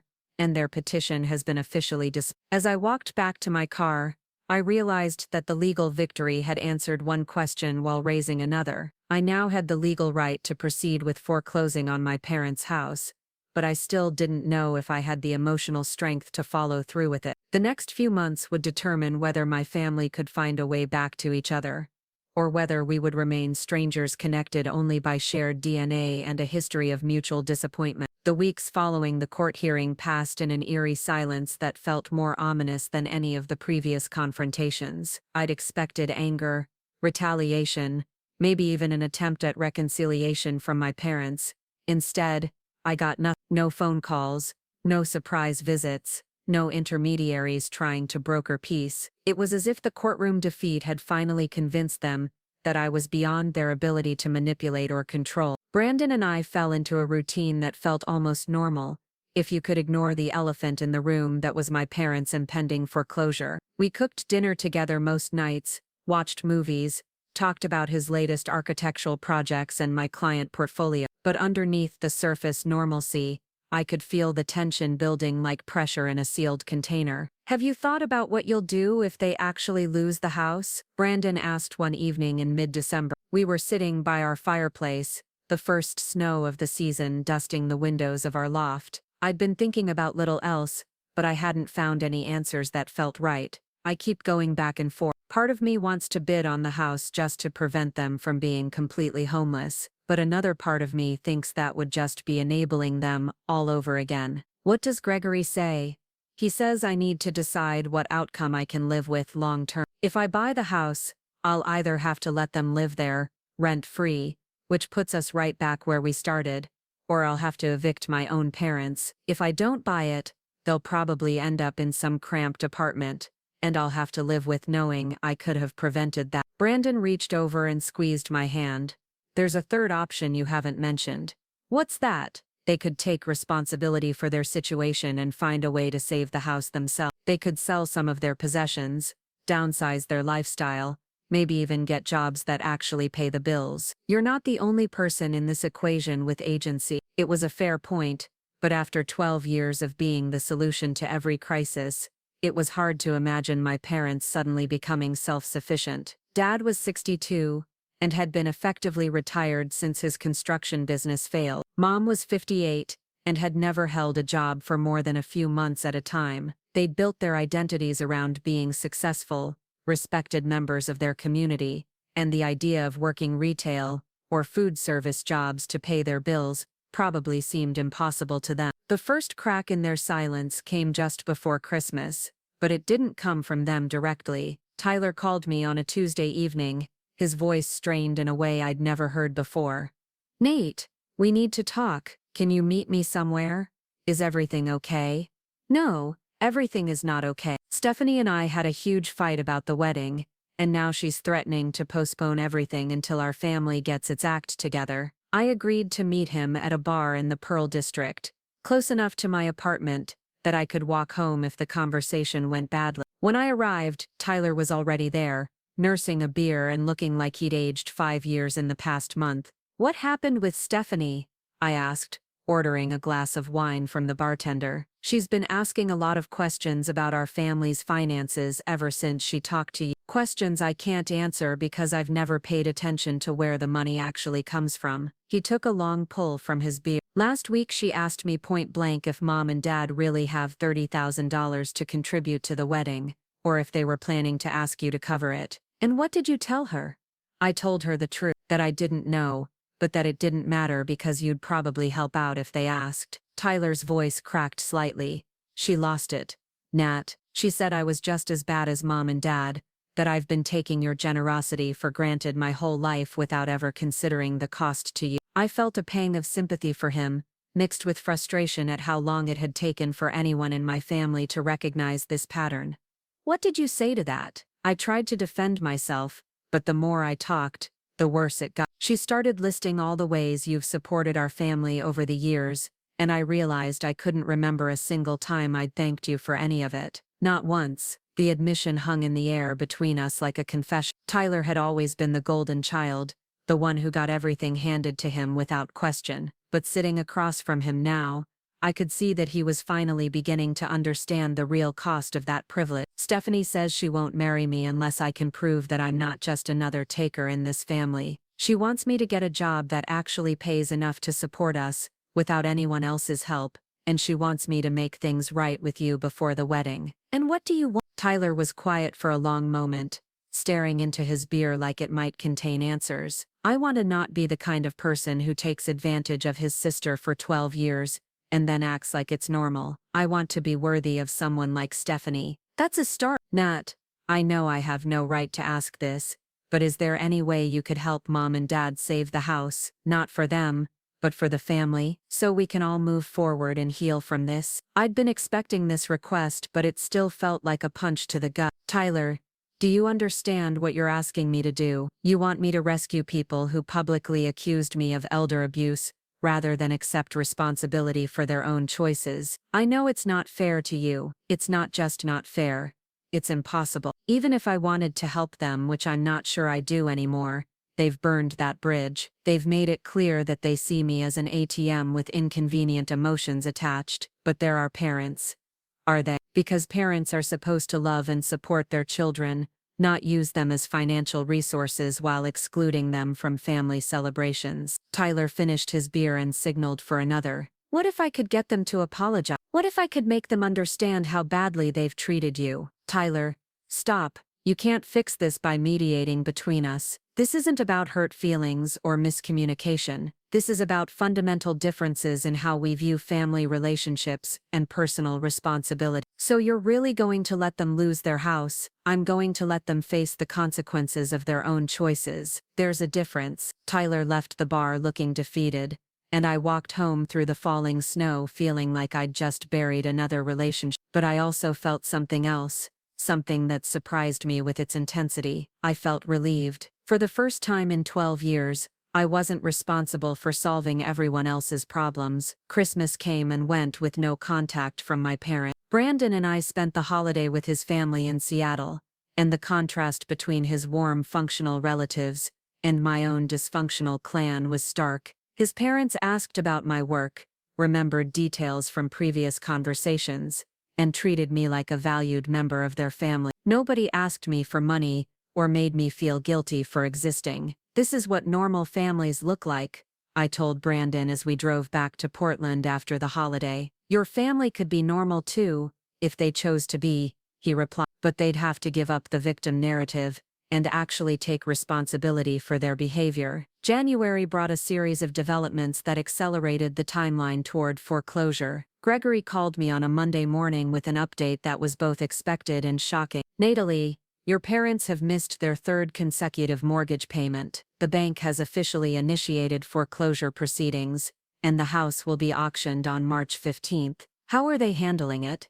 According to my sources, they're not handling it well. They've been trying to negotiate with the bank, but they don't have any realistic proposals for bringing the account current. They owe over $20,000 at this point, plus late fees and legal costs. Have they made any attempt to contact me? Not directly, but their attorney has been making inquiries about whether you might be willing to negotiate a settlement. I think they're hoping you'll swoop in at the last minute and save them, and if I don't, then they'll lose the house, and you'll have the opportunity to bid on it at auction if you choose to. That afternoon, I received an unexpected visitor at my office. Jennifer announced that someone named Michelle Rodriguez was in the lobby asking to see me. It took me a moment to place the name, but then I remembered that Michelle was Stephanie's older sister, a social worker who lived in Portland. Send her up, I told Jennifer, curious about what could have brought her to my office. Michelle was in her early 30s, with dark hair pulled back in a practical ponytail, and the kind of direct gaze that comes from years of dealing with difficult situations. She shook my hand firmly and settled into the chair across from my desk. Thank you for seeing me, Natalie. I hope you don't mind me coming by unannounced, but I wanted to talk to you about the situation with your family. How much do you know about the situation? Stephanie has filled me in on most of it. I also did some research on family financial dynamics and elder abuse allegations, since that's part of my professional expertise. And what's your professional opinion? Michelle leaned forward slightly, her expression serious. In my experience, the people who actually commit elder abuse don't usually have 12 years of documented financial support to prove their good intentions. What you've described sounds more like financial exploitation by your parents than abuse by you. Tell that to the judge who heard their case. I understand she did, and that she dismissed their petition pretty definitively. "So why are you here?" Michelle was quiet for a moment, seeming to choose her words carefully. "I'm here because I care about my sister, and she's in an impossible position. She loves Tyler, but she's also horrified by how your family has treated you. She's trying to figure out if there's any way to marry into a family that exhibits these kinds of dysfunctional patterns." "And what have you advised her?" "I've told her that toxic family dynamics tend to be generational, and that Tyler's response to this crisis will tell her everything she needs to know about what kind of husband and father he'll be." "How is Tyler responding?" "That's what I wanted to ask you. Stephanie says he's been talking about making things right with you, but she doesn't know if he's serious or if he's just trying to manipulate her into going through with the wedding." I told Michelle about my conversation with Tyler at the bar, about his apparent recognition of the family patterns, and his desire to change. She listened without interrupting, occasionally taking notes in a small notebook. "The fact that he's finally acknowledging the problem is a good sign," she said when I finished. "But acknowledgement is just the first step. The real test will be whether he follows through with concrete actions." "What kind of action?" "Taking financial responsibility for his own life and wedding, setting boundaries with his parents about their treatment of you, making a genuine apology for his role in the family dysfunction, actually showing up for you instead of just expecting you to show up for everyone else. And if he doesn't do those things, then Stephanie will have to decide whether she wants to marry someone who talks about change." After Michelle left, I sat in my office thinking about the ripple effects of my decision to stop enabling my parents. Tyler's relationship was in jeopardy, my extended family was divided, and my parents were facing homelessness. The old me would have been consumed with guilt about all the collateral damage my choices were causing, but the new me recognized that the damage had been there all along, hidden beneath layers of financial codependency and emotional manipulation. I hadn't created the dysfunction, I just stopped covering it up. February brought an unexpected development that changed my perspective on the entire situation. I was at my desk reviewing client files when Jennifer knocked on my door with an expression of barely contained excitement. "Natalie, there's someone here to see you. She says she's your aunt, and she has some important information about your family's financial situation." Aunt Linda walked into my office looking older than I remembered, her usually perfect hair slightly disheveled, and her eyes red-rimmed from crying. She closed the door behind her and sat down heavily in the chair across from my desk. "Linda, what's wrong? You look terrible." "I feel terrible. Natalie, I need to tell you something that's going to change how you think about your parents' financial situation." "What kind of something?" Linda reached into her purse and pulled out a manila folder, placing it on my desk with trembling hands. "I've been your mother's power of attorney for medical decisions since she had her gallbladder surgery 3 years ago. Last month she asked me to help her organize some financial documents for a loan application." "What kind of loan application?" "She said they were trying to get a second mortgage on the house to consolidate their debts and bring their payments current. But when I was going through their paperwork, I found something that made me sick to my stomach." Linda opened the folder and spread out several documents: bank statements, investment account summaries, and insurance policies. "Natalie, your parents aren't poor, they've never been poor. They have over $200,000 in savings and investments that they've been hiding from you." I stared at the documents, trying to process what I was seeing. "That's impossible. If they had that much money, why would they need my help with their mortgage?" "Because they've been using your money to fund their lifestyle while keeping their own money safely tucked away. They've been treating you like a personal bank while building up their own nest egg." The revelation hit me like a physical blow. For 12 years I'd been sacrificing my own financial security to help parents who were secretly wealthy. I'd postponed buying a house, delayed my engagement, and limited my own opportunities, while they accumulated a fortune they'd never disclosed. "Linda, are you absolutely certain about this?" "I made copies of everything: account statements, investment portfolios, even a trust fund your father set up 5 years ago. They've been moving money around to different accounts to make it look like they were struggling, but the truth is, they could have paid off their mortgage years ago." "Why are you telling me this?" Linda's composure finally cracked, and she began crying openly. "Because I can't stand by and watch them destroy their daughter to protect their secret wealth. What they've done to you is unconscionable, and I won't be part of it anymore. Does my mother know you're here? No, and she's going to be furious when she finds out, but I don't care. You deserved to know the truth years ago. I spent the next hour going through the documents Linda had brought, my anger building with each page. Not only had my parents been lying about their financial situation, they'd been actively hiding assets, while accepting hundreds of thousands of dollars from me. They'd cried poverty while secretly investing in the stock market. They'd claimed they couldn't afford their mortgage while sitting on enough cash to buy their house outright. Linda, I need to ask you something, and I need you to be completely honest with me. Did you know about this the whole time? She shook her head emphatically. I had no idea until I saw these documents. Your mother has always been secretive about money, but I assumed it was just her personality. I never imagined she was hiding this much from you. What about Tyler? Does he know? I don't think so. Your parents have been very careful to keep this information compartmentalized. As far as I know, you're the first person outside of their financial advisor who's seen the full picture. After Linda left, I sat in my office staring at the evidence of my parents' deception. The betrayal I'd felt over being uninvited from their anniversary party was nothing compared to this. They hadn't just taken my generosity for granted. They'd actively defrauded me while pretending to be grateful victims.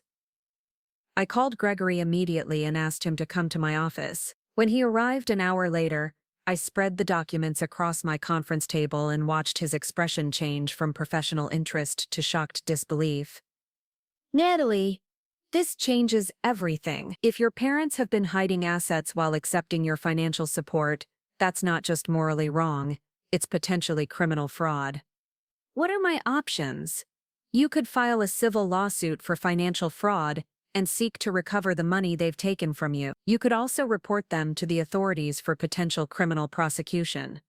Or you could use this information as leverage to negotiate a settlement.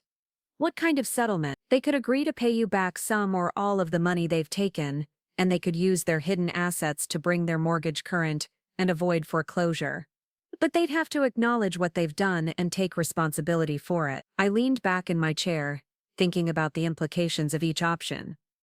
A lawsuit would be expensive and time-consuming, and there was no guarantee I'd recover all the money they'd taken. Criminal prosecution would destroy what was left of our relationship and potentially land my parents in jail. But a settlement might give them a chance to make things right while ensuring they faced real consequences for their deception. Gregory, I want you to draft a settlement proposal. Want them to use their hidden assets to pay off their mortgage and avoid foreclosure. I want them to repay at least half of what they've taken from me over the years, and I want a full written acknowledgement of their deception and a commitment to never ask me for financial help again. And if they refuse, then I'll see them in court and let a jury decide whether their behavior constitutes fraud. That evening, I called Brandon and asked him to come home early from work. When he arrived, I showed him the documents Linda had brought and explained the full scope of my parents' deception. His reaction was immediate and volcanic. They've been lying to you for 12 years. They've been sitting on a fortune while you've been sacrificing your own financial security to help them. That's about the size of it. Natalie, this is beyond cruel. This is calculated, deliberate fraud. They've been using you as their personal ATM, while secretly building wealth behind your back. The question is, what do I do about it? Brandon was quiet for a long moment, pacing around our living room with his hands clenched into fists. What do you want to do? I want them to face consequences for what they've done, but I also want to give them a chance to make things right, if they're capable of it. Do you think they're capable of it? I don't know, but I think I owe it to myself to find out. The next morning, Gregory delivered the settlement proposal to my parents' attorney. The terms were straightforward and non-negotiable. They would use their hidden assets to bring their mortgage current and avoid foreclosure. They would repay me $200,000 as partial restitution for their deception, and they would provide a written acknowledgement of their fraud and a commitment to never ask me for financial help again. They had 72 hours to accept or reject the offer. The response came back in exactly 72 hours, and it was everything I'd expected and nothing I'd hoped for. My parents rejected the settlement and denied any wrongdoing. According to their attorney, the hidden assets were legitimate retirement savings that they had every right to protect, and my financial support had been voluntary gifts that created no obligation for repayment. Their counter-offer was insulting in its audacity. They would agree to attend family counseling to work on their relationship with me, and they would promise to be more appreciative of any future financial support I chose to provide. In return, I would agree to help them avoid foreclosure and never mention their private financial affairs again. I read the counter-offer twice, then handed it back to Gregory with a single word. No. So we're going to court?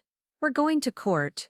But first, I'm going to buy their house at auction and evict them myself. The final showdown was set for March 15th, and I was ready for it. The morning of March 15th dawned crisp and clear, one of those rare Portland days where the sun cut through the usual gray clouds and made everything look sharp and defined. I stood in my bathroom mirror applying lipstick with steady hands, surprised by my own calmness. Today was foreclosure auction day, and I was about to become the owner of my childhood home. Brandon emerged from the bedroom, adjusting his tie, dressed in the conservative navy suit he wore to important client meetings. You sure you want me there for this? I need you there. This is either going to be the best decision I've ever made or the worst, and either way I don't want to face it alone. The auction was scheduled for 10 o'clock on the courthouse step. Gregory had briefed me extensively on the process, walking me through the bidding procedures and explaining the legal requirements for completing the purchase. I had a certified check for $50,000 in my purse, enough to cover the required deposit, and my financing was pre-approved for the full amount. Remember, Gregory had told me the night before, once you make that winning bid, there's no going back. You'll own the house, and your parents will have 30 days to vacate. Are you prepared for that reality? I was as prepared as anyone could be for buying their parents' home out from under them. The courthouse steps were bustling with activity when we arrived. Real estate investors clutched folders full of research, and a few curiosity seekers had gathered to watch the proceedings. I spotted my parents' silver Lexus parked across the street, and my stomach tightened as I realized they'd come to witness their own financial destruction. The auctioneer was a thin man in his 50s with a rapid-fire speaking style, and the kind of detached professionalism that comes from conducting hundreds of these sales. He called the crowd to order at exactly 10 o'clock and began reading the legal description of the property. We have here a single-family residence located at 280-47 Maple Ridge Drive in Lake Oswego, Oregon. 4 bedrooms, 3 bathrooms, approximately 3,000 square feet on a half-acre lot. The opening bid is set at $265,000. Representing the outstanding mortgage balance, plus fees and costs. I raised my hand immediately, establishing myself as a serious bidder. A middle-aged man in a rumpled suit raised his hand next, followed by a woman with a real estate company logo on her jacket. The bidding proceeded in $5,000 increments, climbing steadily toward $300,000. At $310,000, the rumpled suit dropped out. At $325,000, the real estate agent shook her head and stepped back. That left me facing off against one remaining bidder, a younger man who looked like he specialized in flipping properties. Do I hear $330,000? The auctioneer. I raised my hand without hesitation. The flipper studied me for a moment, probably trying to assess whether I was serious or just driving up the price. He raised his hand. $335,000. I countered immediately. $340,000. The flipper paused, consulting a notebook where he'd presumably calculated his maximum profitable bid. After a long moment, he shook his head and stepped back. Sold for $340,000 to bidder number 7. The gavel came down with a sharp crack that seemed to echo off the courthouse walls. In that instant, I became the owner of my parents' house, the place where I'd grown up, where I'd learned to ride a bike in the driveway and had my first heartbreak in the upstairs bedroom that overlooked the garden. I walked to the registration table to complete the paperwork, my legs feeling slightly unsteady. The clerk handed me a stack of documents to sign, and I worked through them methodically, transferring ownership from the mortgage company to myself with nothing more than signatures and certified funds. Congratulations, Miss Harper, the clerk said, handing me a temporary deed. The property is officially yours. The previous occupants will receive a notice to vacate within 30 days. As I walked back down the courthouse steps, I saw my parents standing by their car watching me with expressions I couldn't quite read. Dad looked older than I remembered, his shoulders slumped in defeat. Mom was crying silently, her perfect makeup streaking down her cheeks. For a moment I considered walking over to them, maybe trying to find some words that could bridge the chasm that had opened between us. But then I remembered the hidden bank statements, the 12 years of deception, the anniversary party invitation that had started this entire chain of events. Some bridges, once burned, couldn't be rebuilt. Instead, I got into my car and drove home to begin the next chapter of my life. The 30-day notice period passed with surprising quiet. I'd expected angry phone calls, desperate pleas, maybe even another attempt at legal intervention. Instead, my parents simply began the process of moving out, hiring a company to pack their belongings and arranging for temporary housing in a rental apartment across town. Tyler called me twice during those 30 days,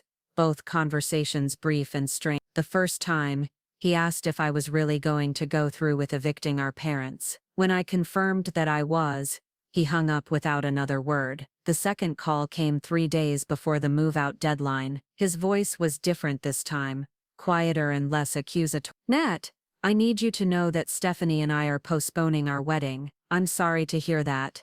She says she can't marry into a family this dysfunctional, and honestly I don't blame her. Looking back at everything that's happened, I'm starting to understand how messed up our family dynamic really was. What are you going to do?" "I'm going to get therapy, try to figure out how to be a better person, maybe learn how to have healthy relationships instead of just taking from people who love me." "That's a good start.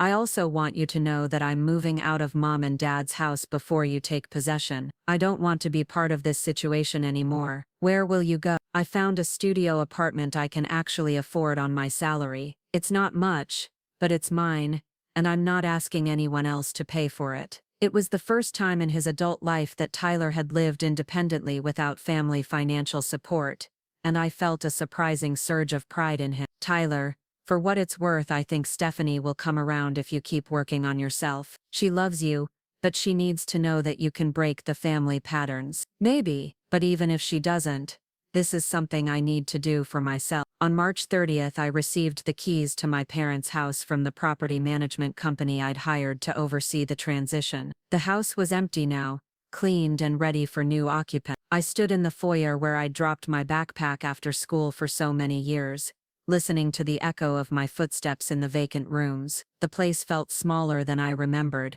and old. The hardwood floors needed refinishing, the kitchen appliances were outdated, and there were water stains on the ceiling that suggested roof problems. For all the money my parents had spent maintaining their image as successful homeowners, they'd apparently neglected the actual maintenance of the property. I walked through each room systematically, making notes about necessary repairs and improvement. The master bedroom, where my parents had slept for 15 years, felt like a museum exhibit, empty of personal belongings, but somehow still heavy with the weight of their presence. In Tyler's old room, I found something they'd left behind. Taped to the inside of his closet door was a handwritten note in my mother's familiar script.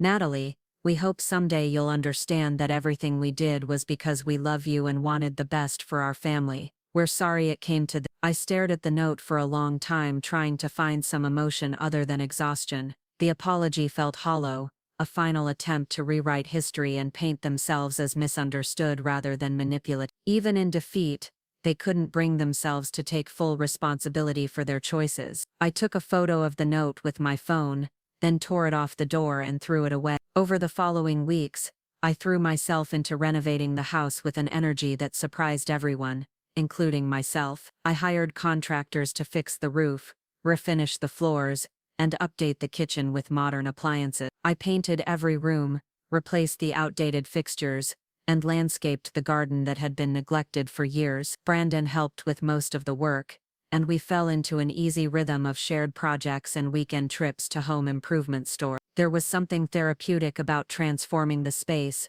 about erasing the traces of my parents' occupancy and making the house truly mine. "What's your plan for this place?" Brandon asked one Saturday afternoon as we installed new bathroom tile. "Are you going to live here, rent it out, or sell it?" I'd been wrestling with that question for weeks. The house was worth significantly more than what I'd paid for it at auction, especially after the renovation. I could sell it for a substantial profit, and use the money to finally buy the house Brandon and I had been dreaming about, or I could rent it out and use the income to supplement my savings. But there was a third option I'd been considering, one that felt both crazy and perfectly logical. I think I want to keep it, I said, stepping back to admire our tile work. Not to live in, but as a reminder of what? That I have the power to choose my own family, my own values, my own boundaries. That I don't have to accept dysfunction just because it comes wrapped in the language of love and loyalty. That evening we sat on the back deck I'd had rebuilt,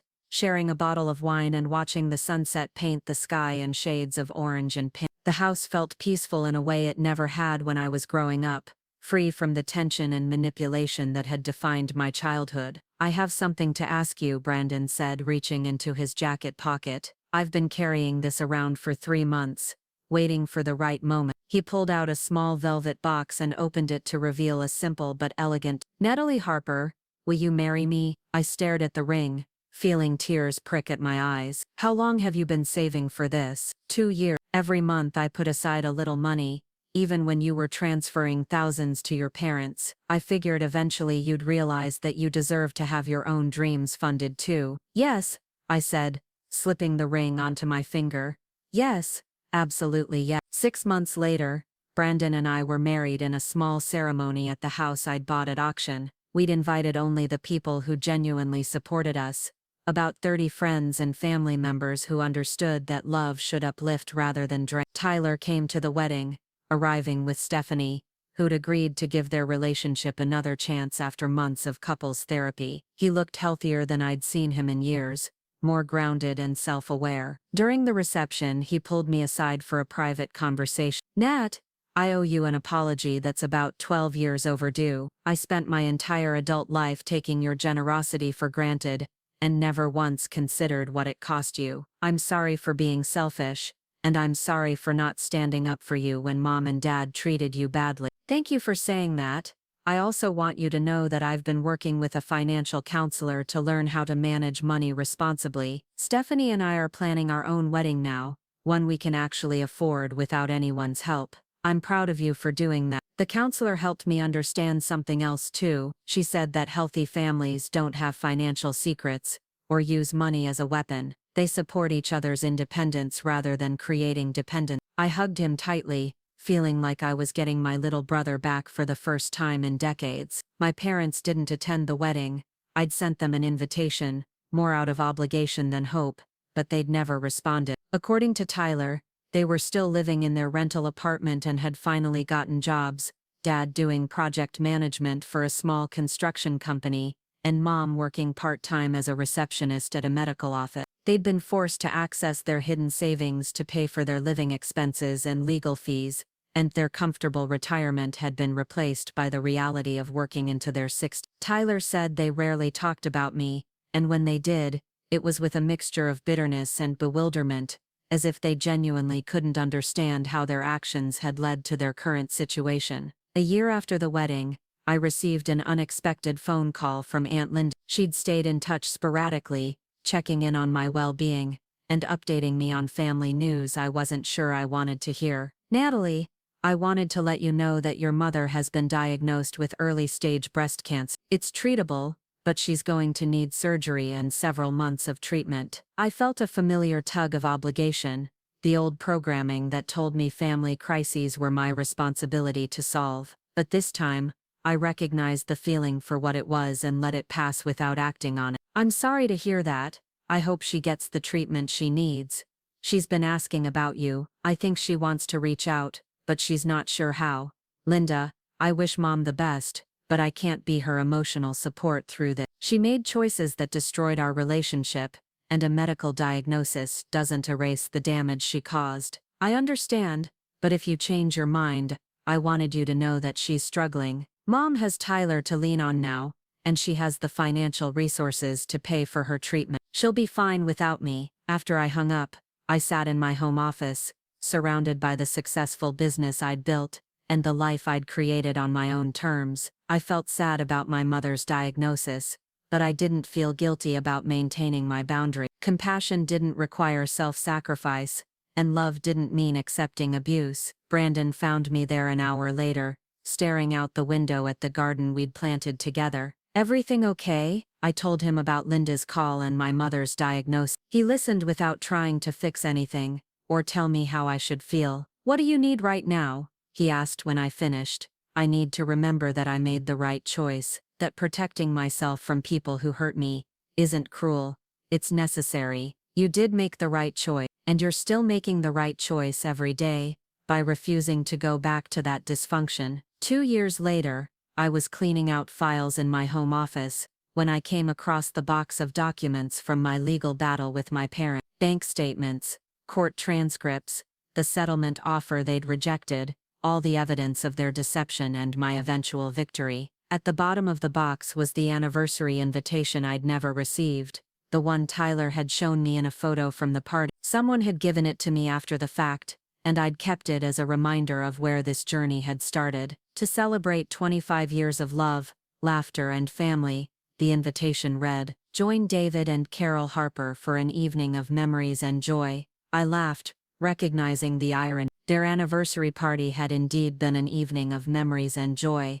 just not the kind they'd planned. It had been the beginning of my journey toward real joy, the kind that comes from living authentically rather than performing for people who don't appreciate your effort. I threw the invitation in the trash and closed the box of documents. The past was the past, and I had a future to build. Brandon and I now live in a beautiful house we bought together, one we could afford because I wasn't sending thousands of dollars every month to people who treated my generosity as an entitlement. We travel regularly, pursue hobbies we enjoy, and save money for goals that matter to us. The house I bought at my parents' foreclosure auction is now a rental property that provides steady income and serves as a tangible reminder of my own strength. Sometimes I drive by it and marvel at how different my life looks now compared to 5 years ago. Tyler and Stephanie got married last fall in a modest ceremony they paid for themselves. Tyler has become the kind of man who takes responsibility for his choices and treats his relationships as partnerships, rather than extraction opportunity. Our relationship isn't perfect, but it's honest, and that's enough. I haven't spoken to my parents since the day I bought their house. I know from Tyler that Mom completed her cancer treatment successfully, and that both of them are adjusting to their new reality of working regular jobs and living within their actual means. I hope they've learned something from the experience, but their growth isn't my responsibility anymore. The most surprising thing about setting boundaries with toxic family members is how much space it creates for healthy relationships to flourish. Without the constant drain of managing my parents' dysfunction, I've been able to invest in friendships, professional opportunities and personal interests that actually bring joy to my life. I used to think that family loyalty meant accepting whatever treatment people gave me as long as we shared DNA. Now I understand that real loyalty is mutual, that healthy families lift each other up rather than tear each other down. My parents taught me many things over the years, though not all of them were lessons they intended to impart. They taught me that actions have consequences, that generosity without appreciation becomes exploitation, and that sometimes the people who raised you need to face the natural results of their choices without your intervention. Most importantly, they taught me that I have the power to choose who deserves a place in my life regardless of biology or history. Family isn't just about who you're related to,